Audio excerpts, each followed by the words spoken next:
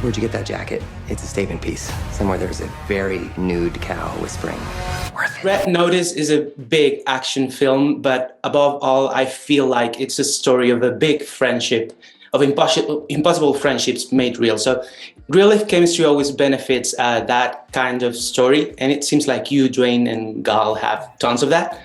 So I want to know, how did you bond with them, and if they surprised you in any way? And also, do you always become best buddies with your castmates? That's a good question. We were all friends well before this. I mean, Dwayne and I have been friends since, 2000, I want to say. The year 2000, almost, yeah. And then Gal, I met her about 10 years ago. And we had a very natural chemistry off screen. In fact, Netflix really just wanted that.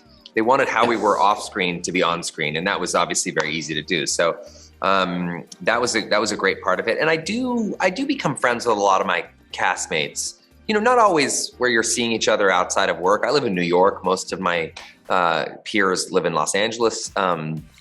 So you know, but yeah, you become friends. I mean, I just finished a movie with Will Ferrell.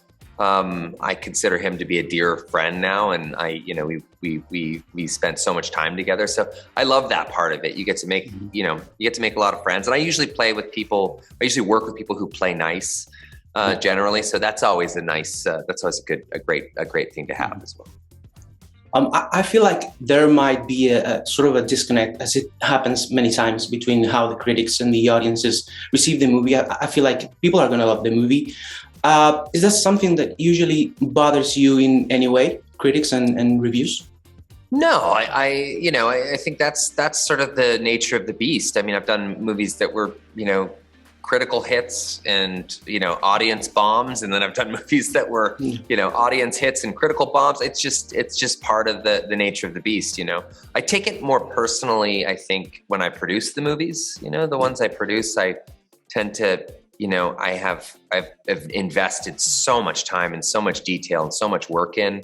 I'm talking about Deadpool and Free Guy, and then I have a couple movies coming up. But other than that, no, it's just the nature of the beast. It's how it works. Yeah. Well, it's no secret that Red Notice is influenced by films like Indiana Jones. And there's actually a few nods to it in the film. So, and you probably knew this was coming, since they're probably going to start looking for a new Indiana Jones soon. And this film certainly proves that you would be a good fit for the role. Would you be up for it? Not in a million years. No desire to step in shoes that big.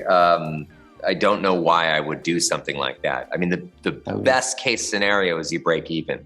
But Harrison Ford has created a character that is so indelible, there's nobody that should play Harrison Ford but him. And if they do find somebody that works for it, great. But I personally love watching Harrison do it. Yeah. So, well, since you mentioned Free Guy, since the pandemic and maybe also before that, original IPs don't work as well as sequels and franchises on theaters. So you recently had a big only in cinemas hit with Free Guy, and now you're in this big blockbuster on Netflix that I'm sure it's going to do big numbers.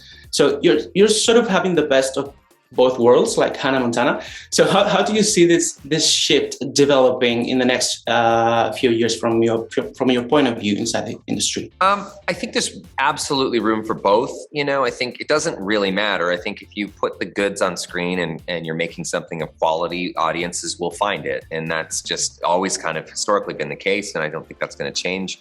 I'm really proud of Free Guy because it's at least in the United States, it's the only movie in the top 10 movies of the year in terms of box office that is a non-IP, not a sequel. It's the only wholly original film, and I love that. We need to kind of make space for more original films to be made that are based on nothing other than an original idea.